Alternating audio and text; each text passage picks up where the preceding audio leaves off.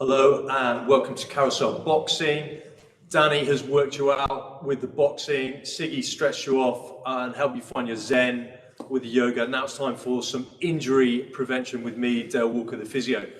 So as there's a little bit of excitement in the air about coming out of lockdown, I'll tell you another thing that's been locked down is your hips. Okay, mainly from sitting down and typing away at a laptop.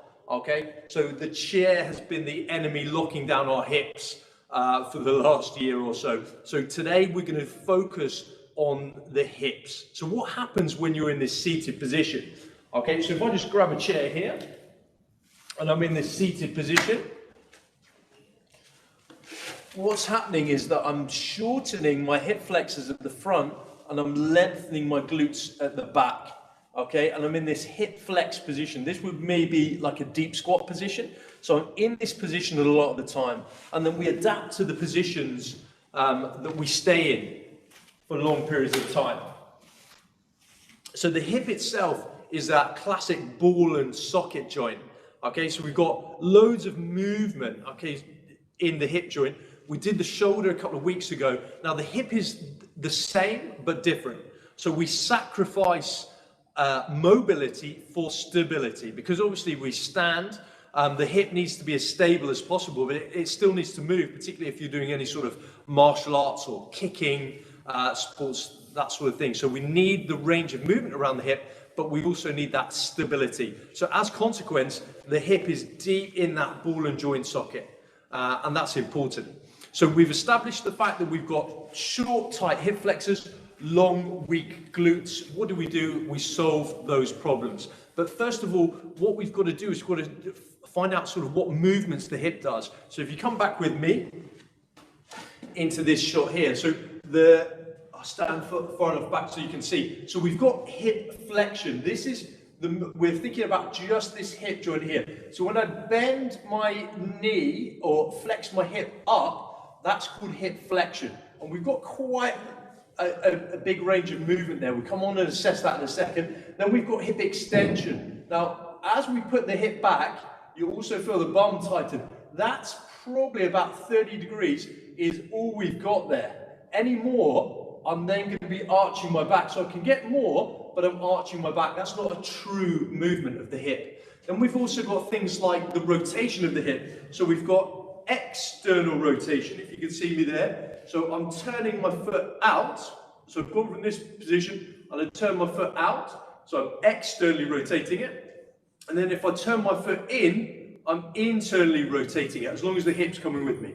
Okay, so we've got external, internal rotation. And then the last one, we've got abduction and adduction. Now, abduction means to take away from this midline, and adduction means to add towards the midline. Okay, so there are the movements of the hip, nice and simple. So we've got flexion and extension. Okay, we've got rotation in and out, just like the shoulder. Okay, and then abduction, but it's the same thing, but with the hip. So what we need to do now is we need to just find a way of assessing the hip, so that we know what the hip does in function. And the easiest way to do that is to simply come down into a squat position. So what I do is I put my feet about shoulder width apart, okay, arms out for balance, and I just slowly descend into the squat position, okay? And I want to just hang out here and see if I can just hold this position. Now that might be challenging for some of you, so you might want to grab things like just a kettlebell, okay? Invert the kettlebell, so we're doing like a goblet squat. Okay, so that's ahead of you. And then what you can do is you can use the kettlebell, light kettlebell, as a counterbalance to stop you rolling backwards. So that's quite a nice way to do that. You can also rest that on your knees. So you rest your elbows on your knees here, okay, and the weight, make sure you can see that, the weight is holding me forwards. So that's a nice way to just sort of test, how does my hip feel in that position? Now when we're doing things like that, what we're doing is we're flexing the hip and we're externally rotating it at the same time. So those movements of flexion and external rotation become really important in any sort of jumping movements or anything where we've got to bend and straighten. And the hip is obviously the joint that controls the knee and the ankle, so we've got to make sure that the hip is on point so it knows what it's doing. The other ways we can assess is just lying down on the floor. So if you come back with me, and we can have a little assessment of the hip lying on your back. Okay, so come forward a little bit. So what we're doing is lying flat, and we're just going to bend our left knee up, see how much it goes up actively, and we can also pull the knee into the chest passively. And what we're doing is we're just seeing how much range of movement that we've got in that hip. Okay? So from there, we can then bring the leg down to about 90 degrees, and then we can grab the heel and we can just twist in. So this is how much external rotation that I've got. Okay, if you look from the side here, we're starting at this position and we're just bringing it in, just seeing how much external rotation I've got. I can also sit up and just put that foot just on there, like it's in a figure 4 position. Okay, so that would be your external rotation, and then you just do the same thing the other way for internal rotation. Now, internal rotation, not going to have as much movement, particularly me, I'm pretty limited on internal rotation, but external rotation is a little bit more important when it comes to the squat. So other things that we want to do, we want to measure abduction. Okay, so if I jump on to the line here, so I line up my hip with the mat, okay, so that's 0 degrees, and then what I can do is I can take my hip out to the side, okay, and see how far I can get the hip away from that midline. So I'm just measuring abduction, and if I want to measure abduction, I just do the same thing, but I take this leg across, and then I can move that in that position there. So what I'm doing, if I hold my leg up in the air so you can see, I'm just moving my leg across as much as I feel I can without rolling the pelvis. As soon as the pelvis rolls, I've lost control of that movement. Okay, so there you go. We've got some classic assessments of hip ranges of movement. The only other thing we haven't done is extension. So if we lie on my tummy, put my head on my hands, okay, and all I'm going to do is lift my leg up behind me. I'm not doing that, that's going to be arching the back. I'm just lifting my leg up behind me with a straight leg, and that is hip extension. We could also measure hip extension in this position. Again, I can go more, but the movement is all coming from my lower back rather than from my hip. Okay, so now we understand our hip movement. So we've got flexion, extension, abduction, adduction, internal and external rotation. Okay, flexion and external rotation is important because that's how we descend into the squat position. Okay, and that squat position is important to us. So how do we mobilize the hip, so stretch the hip out, and then how do we strengthen the hip? So I'm going to give you 3 hip stretches and 3 hip strengtheners. Okay, and that will help you to bulletproof your hips and make sure that they're feeling better, because the hips are going to be super stiff from all that sitting down. So come and join me down on the mat as we go through the first hip mobilizing exercise. Okay, so what we want to do is sit with feet shoulder width apart, hands behind us, and what we're going to do is we're going to drop one knee down to the heel. What's happening here is we're internally rotating this hip and externally rotating the other hip. And all we're going to do is we're just going to slowly transition between the two. Okay, so we're just internally rotating this hip, externally rotating this hip, and then we go to the other side. So what we want to be here for a good minute, just gently mobilizing side to side, just thinking about how it feels.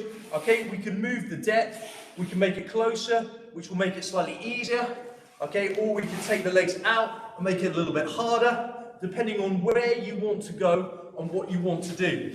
I like to get quite close so that I'm just changing over, mobilizing my hips in this position. Okay, now some of you are a bit more advanced, and what you can do is you can put your hands forwards and just rolling with the hips. This is actually quite challenging. There's a lot of core work going on here, and what I'm doing is I'm internally, externally rotating while I'm working my core. It's a great little movement there. Okay, that's much more challenging than you think it might be. So we're mobilizing the hips and getting some stability in the trunk. So that's the first one. So we're going to go on to the second one, which is the classic, what we call the hip opener. And we use this a lot when we're doing squatting and any sort of strength and conditioning or CrossFit. So we're going to start in a big old lizard lunge. Okay, so the lizard lunge would be big step like that. Okay, so we're in that position, and what we can do is we can drop the knee down, and then what we're going to do is we're going to start doing some circles with the knee. And what this is doing is loosening up the hip. The hip has a capsule around it. A hip capsular tightness is quite normal. So what we do is we do this a couple of times, tell the hip that it's moving, and the body will secrete what we call synovial fluid, which is like WD-40 lubricant for the hip joint. And that allows the hip to mobilize it a bit more and a bit easier. Okay, once we're in that position, we're just going to walk our hands away, and then we're going to push the knee away, but keep the heel down. So the heel is down as I'm pushing my knee away. What this is doing is it's creating external rotation and a nice stretch, but with the foot flat. So I'm pushing that away. I'm going to be holding this stretch. Again, I can mobilize in that position. We don't have to be static. Particularly for your warm-up, you probably want to avoid static positions. And we're just feeling where it might feel a bit junky. It doesn't feel 100% right, and then we work in that position, maybe stretch a little bit, move and twist and be active. Okay, now we're going to go on to a stretch that will hit the glute as well.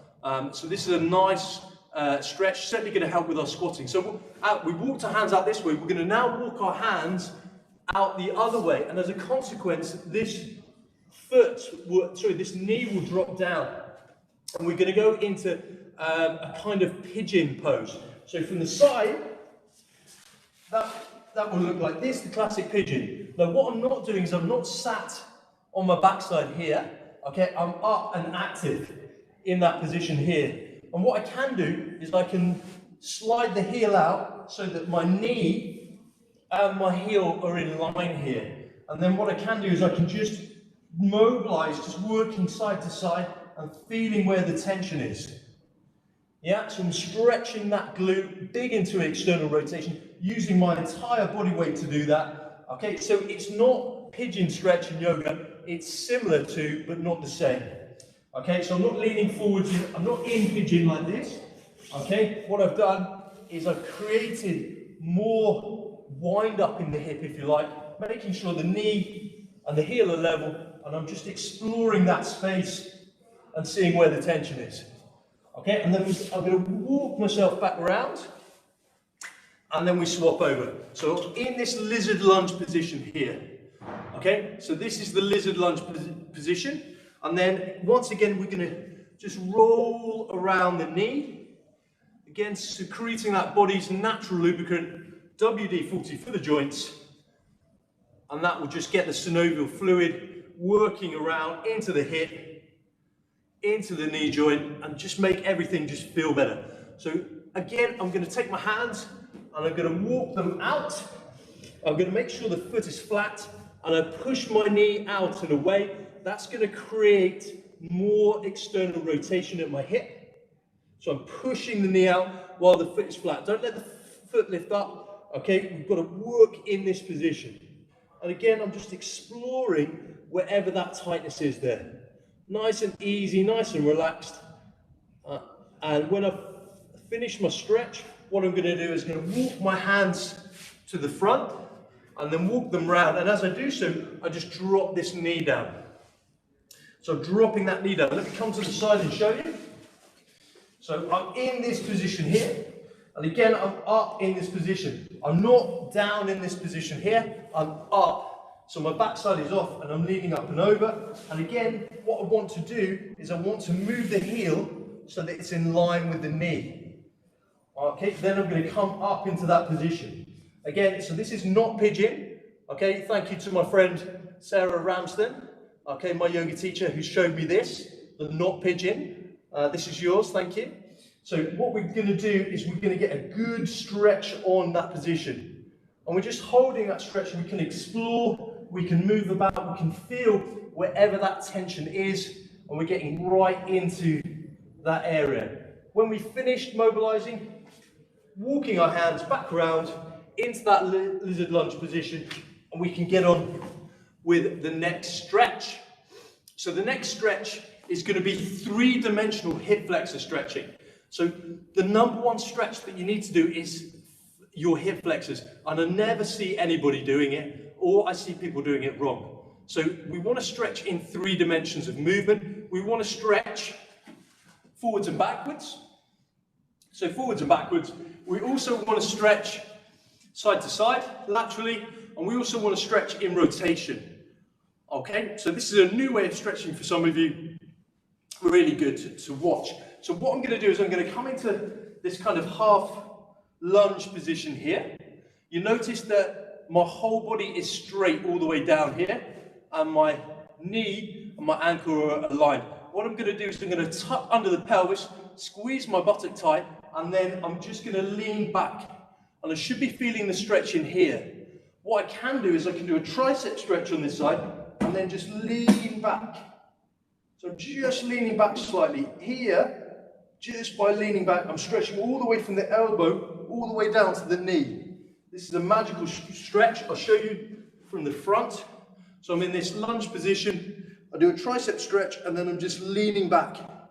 Once I've got that stretch on, I want to then take the stretch a little bit further. So what I'm going to do is I'm going to drop down to the side. It's almost like I'm trying to touch the mat. Okay, but I'm still with this tricep stretch on. So I've leant back, and now I'm leaning over. So I'm getting a good stretch all the way down the side and at the front. Okay, so it's like a double stretch. We're stretching forwards and backwards, and we're stretching side to side. The only other thing we need to do is finish it off with some rotation. So I'll show you from the side. In this position here, I've got my tricep stretch on. I lean back to get the stretch. I lean over to the side to get more of a stretch. And what I can do now with my free hand, keeping that tricep there, I can reach back as if to try and touch my heel. Okay, and what I'm doing is I'm kind of looking back at the top corner of the room, and that's creating a stretch there. So I've still got this tricep stretch on. So if we go through that again, I lean back, squeeze this buttock tight. Okay, I lean to the side, and then I rotate back and touch my heel. I'm just holding that stretch there. That's a deep stretch of the hip flexors. That's really to be enjoyed. Some of you will find that a bit challenging the first time you do it. So, and that's okay, because it is a challenging hip flexor stretch. So let's swap over, do the other side. Other leg forwards. Again, tucking the pelvis under. The side you stretch is the side you do the tricep stretch on. So we stretch all the way from the elbow, all the way down to the knee. The whole body is stretching as we gently just lean back. Okay, so we're not leaning back too much in this position. So I tuck my pelvis under, that will engage my glute. I do the tricep stretch, and I just lean back just ever so slightly. Feeling that really good stretch there. Once I'm happy and comfortable in that stretch position, I'm then going to lean over to the side. So again, it's like I'm trying to reach down to the mat. I'm feeling the stretch all the way down here, all the way down on the outside of the body. Really strong stretch, this one. If that's too much, what you can do is you can just reach down to the side, and you get a similar sort of stretch. And then what we can do is we can show you everything together. So we do the tricep stretch. Okay, we do the lean away, drop that arm down, and then we can reach back and hold onto the heel. And I'm looking at the top corner of the room as I do that.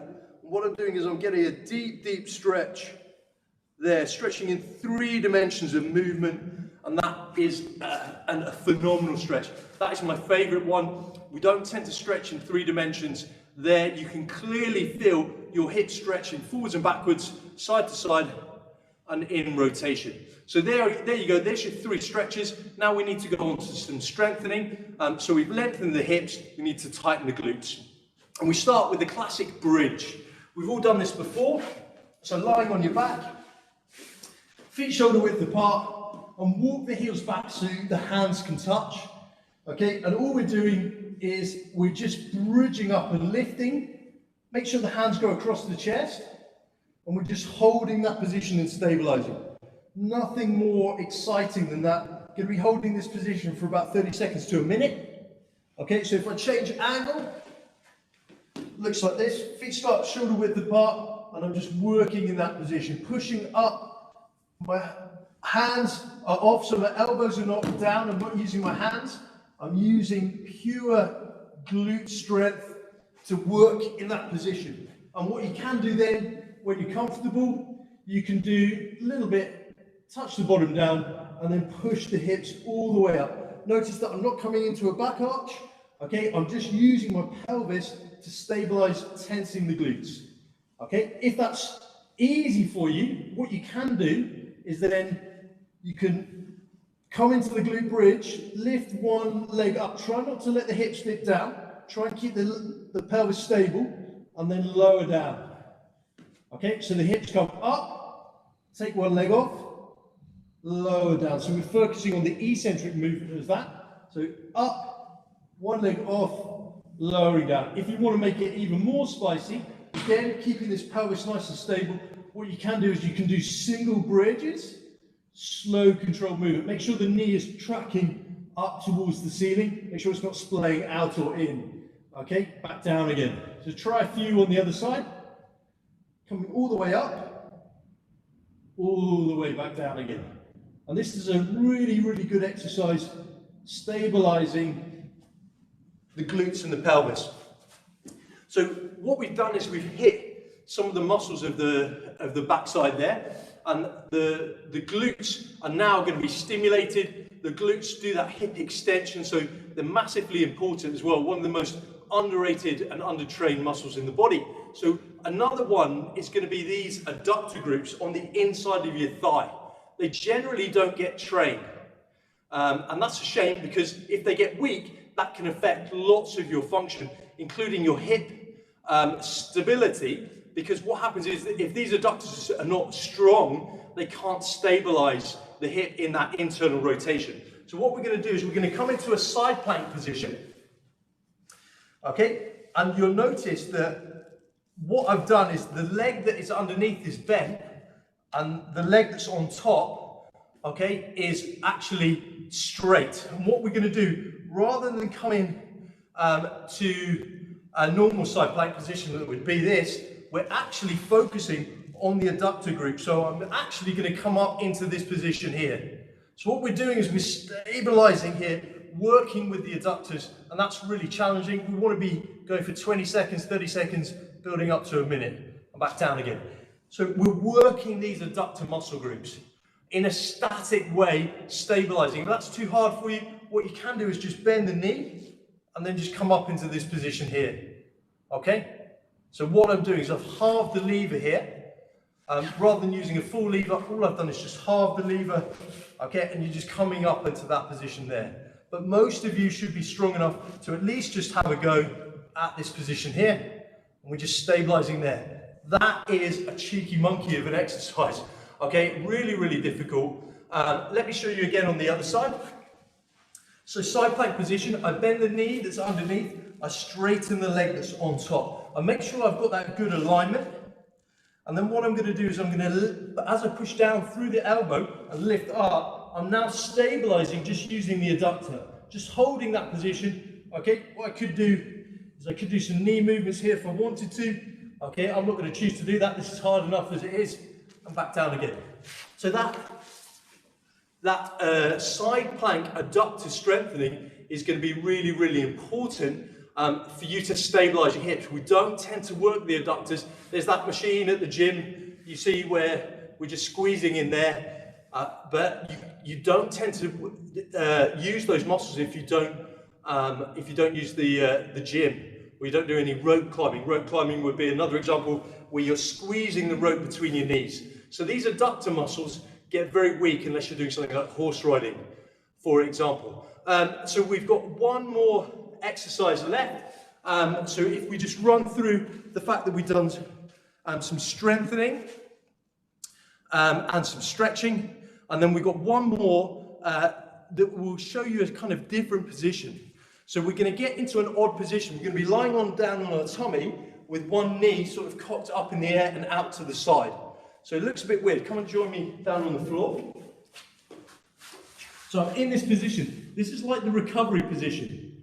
Yeah, it's very similar to where you put people in recovery.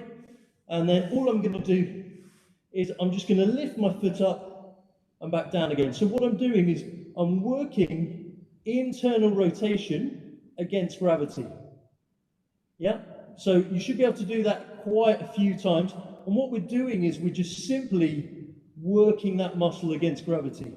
Now you could have someone come and hold that leg down, or maybe use an ankle weight, but this simple exercise, if we do, we're looking about 30 to 40 repetitions, building up to 50, just to get the endurance of those muscles that stabilize there. Now this is much harder if we do the same thing and we lift up and out. Here now we're working the external rotators, and that's a lot harder. You can see that I'm barely just getting almost a fist under there. That's hardly any movement at all, but that is a really challenging exercise for me, working the glutes in a functional position. So let's just do the same thing but on the other side.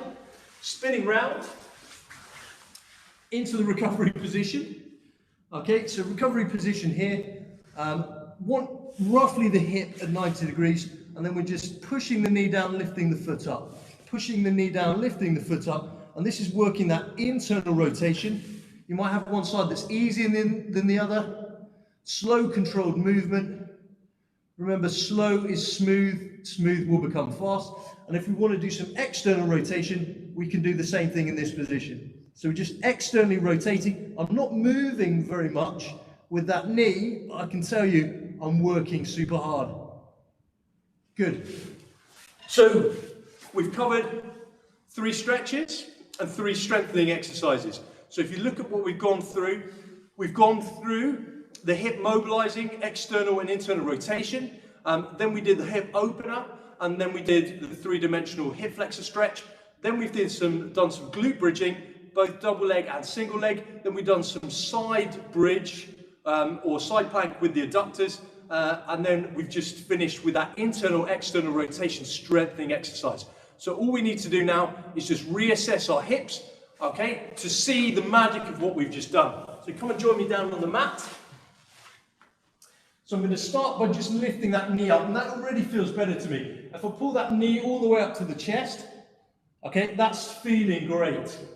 Okay, it feels different. I've got no pain, I've got loads of range of movement there, and that just feels great.